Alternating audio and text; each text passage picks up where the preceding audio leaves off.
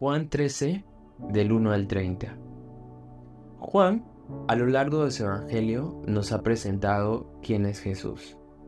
Nos ha mostrado que es más que un simple mortal. Es el Verbo hecho hombre, plenamente Dios, plenamente hombre. En la primera parte de su evangelio, él se va a enfocar en las señales que hizo Jesús durante su ministerio en Judea y Jerusalén, la parte sur de Israel. Pero cuando llega a la escena que comenzaremos a leer hoy, Juan se detiene por varios capítulos. Él pasa hasta 5 capítulos mostrándonos una conversación alrededor de una mesa. La escena es muy conocida. Es la última cena de Jesús con sus apóstoles. Es la última noche antes de que sea arrestado y se lo lleven para ser crucificado.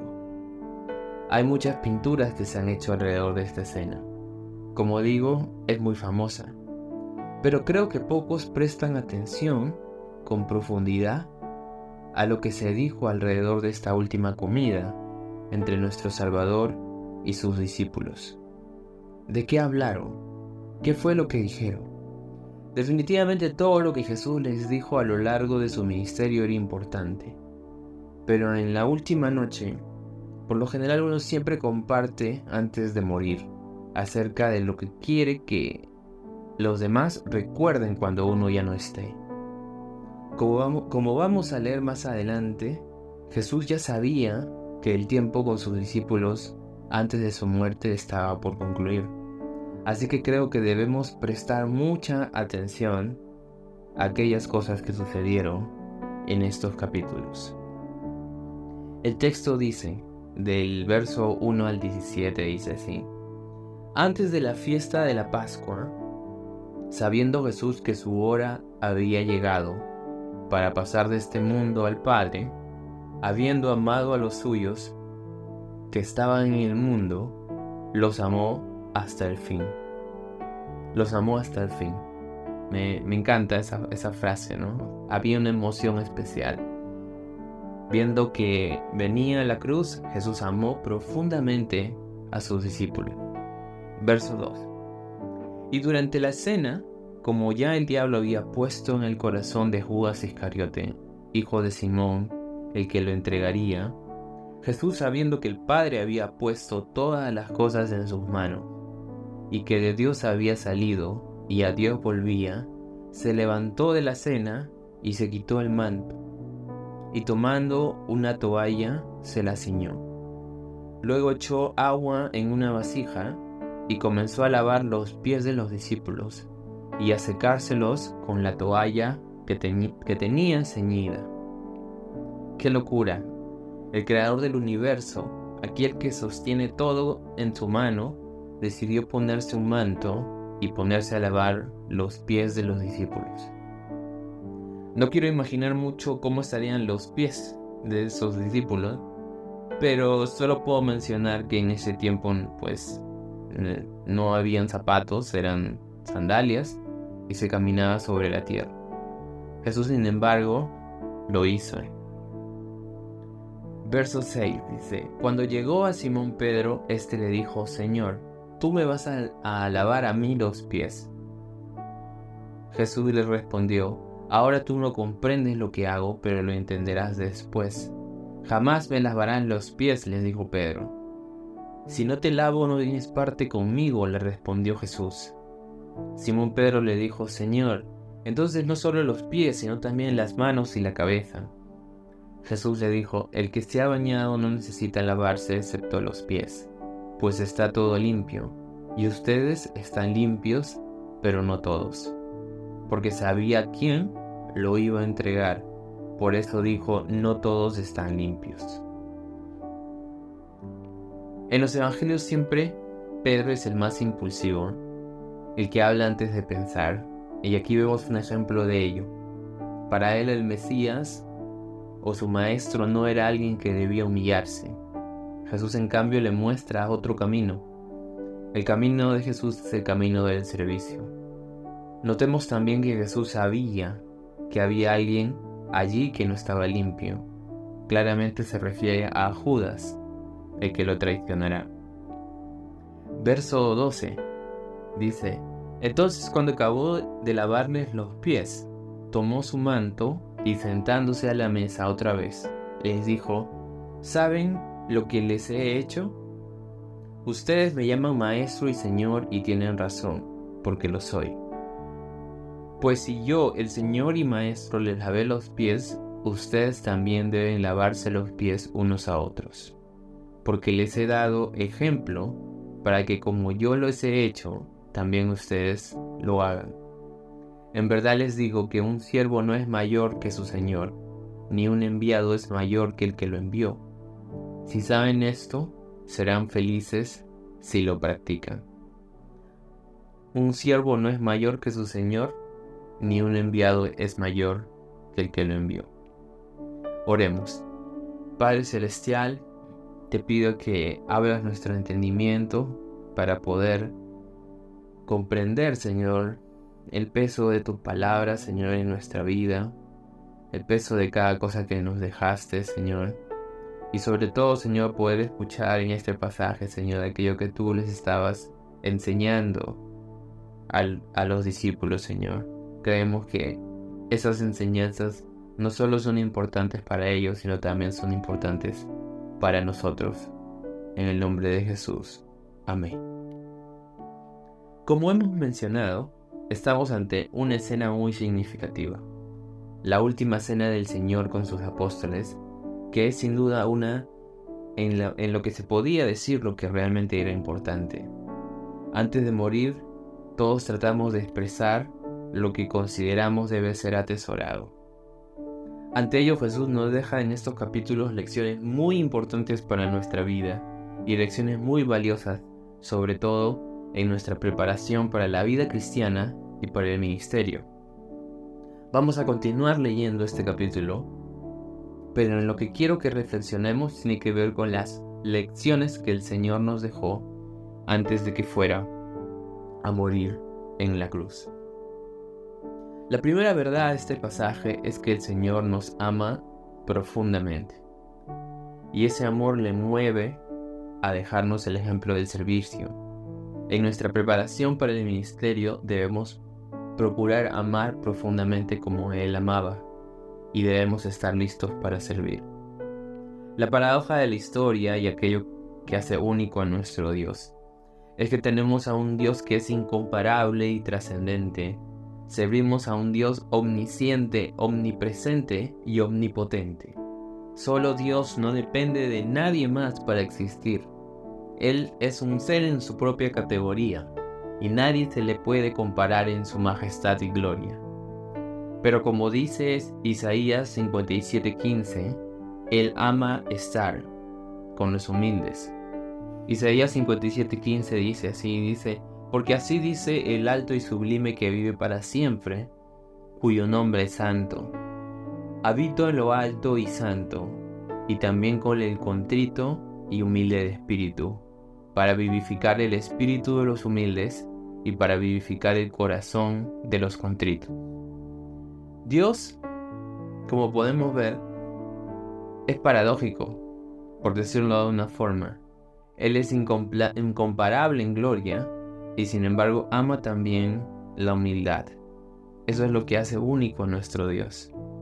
Los cristianos creemos en un Dios que está exaltado sobre todo, y a la misma vez se acercó a nosotros, a servir.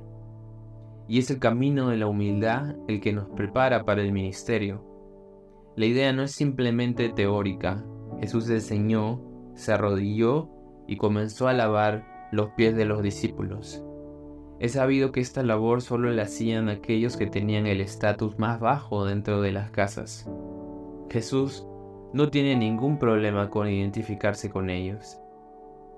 Hoy en día la humildad se ha vuelto realmente contracultural.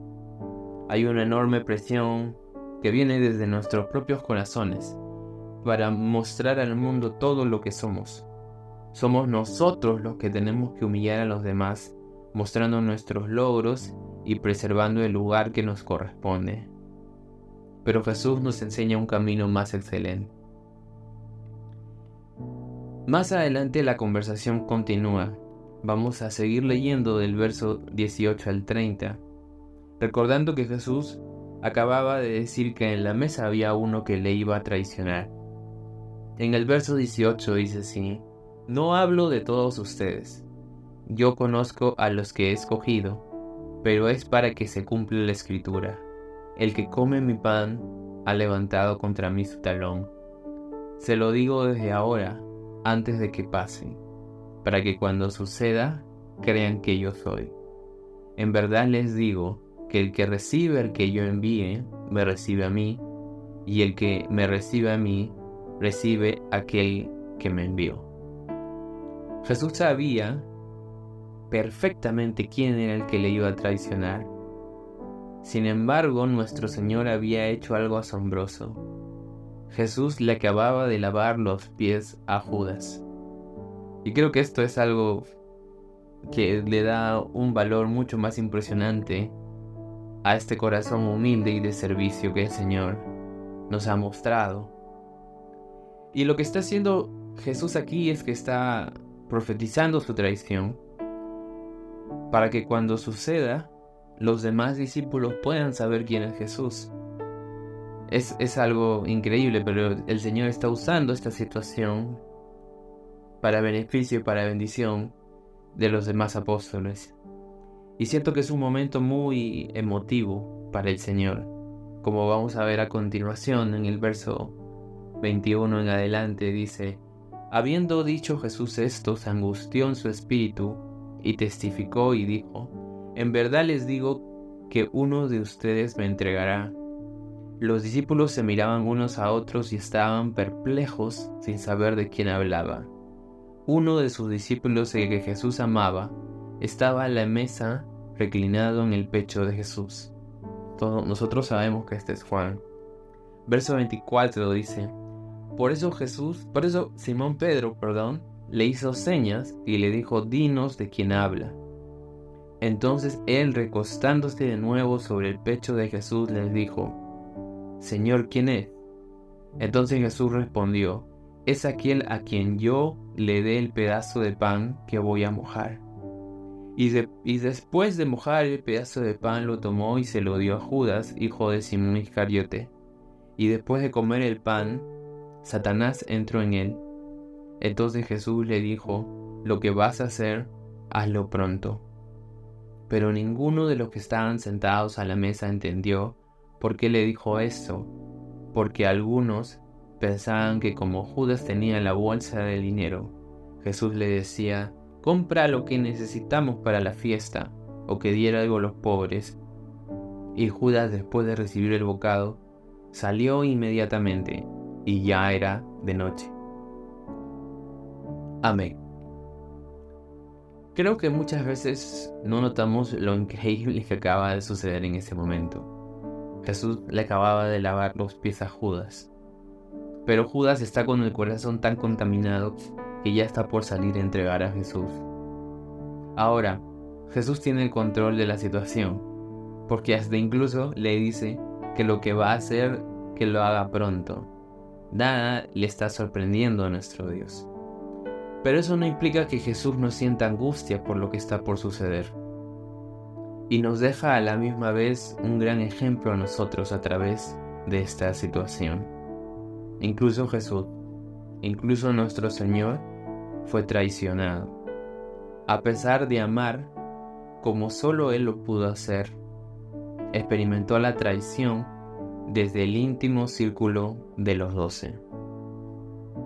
Esto nos lleva a la segunda verdad que nos ayuda a prepararnos para el ministerio.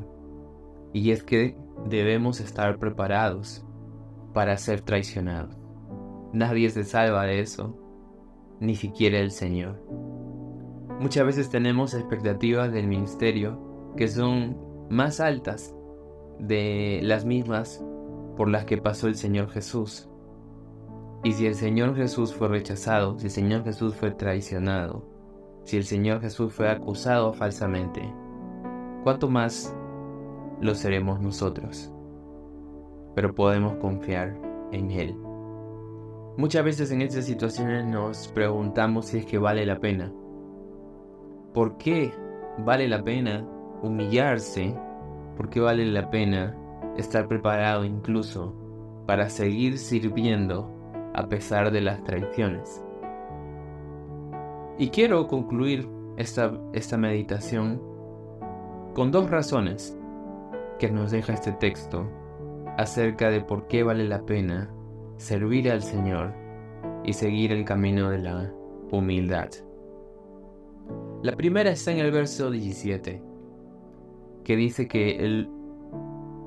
dice, si saben esto, serán felices. Esto se da justo después de dejarnos el mandamiento de servirnos los unos a los otros, ejemplificado en el lavamiento de los pies. La primera razón que el Señor Jesús nos da para vivir una vida de servicio y humildad es que ese es el camino hacia la felicidad. Todos perseguimos la felicidad de un modo u otro, pero todos la perseguimos en formas completamente equivocadas. Nosotros pensamos que vamos a encontrarla si es que nos comemos el mundo, si es que escalamos en posiciones de poder sin considerar a quienes estamos pisando. Pero Jesús nos muestra que aquello que estamos buscando está en Él y está a nuestro alcance por medio del servicio y la humildad. Él es el que define la realidad y ese es el camino que ha determinado hacia la felicidad. Y esto es increíble. La segunda razón por la que vale la pena servir, y servir incluso a quienes nos traicionan, es que en el reino de Dios el amor va más allá de los niveles en los que normalmente nosotros amamos. Digamos que hay un primer nivel en el cual todos amamos, digamos, a nuestra familia. Incluso los criminales aman a su familia, ¿cierto? Es un amor del que todos participamos, por lo menos de manera general. Luego podríamos decir de que hay otro nivel, un segundo nivel, en el que amamos a nuestros amigos, o amamos a aquellos que nos tratan bien. Incluso podríamos decir de que amamos a quienes admiramos, porque consideramos que son personas justas. La mayoría de personas podría hacer un sacrificio, no solo por sus familias, sino también por sus amigos, y por aquellas personas que consideramos que son personas de bien. Pero el ejemplo que el Señor Jesús nos deja va más allá de eso. De hecho, el cristianismo es único al presentarnos un mandamiento en el cual se nos manda amar incluso a nuestros enemigos. En Mateo 5, 43-44 dice: habéis oído que se dijo, amarás a tu prójimo y odiarás a tu enemigo. Pero yo os digo, amad a vuestros enemigos y orad por los que os persiguen. El estándar en el cristianismo es de un nivel mucho más alto. El mandamiento es a orar y a amar a aquellos que nos persiguen. Es increíble. Y honestamente, esto se puede sentir un poco injusto, ¿no? O quizá lo que debemos hacer es mirar a que Jesús le lavó los pies a Judas. Pero no solo se lo hizo a él.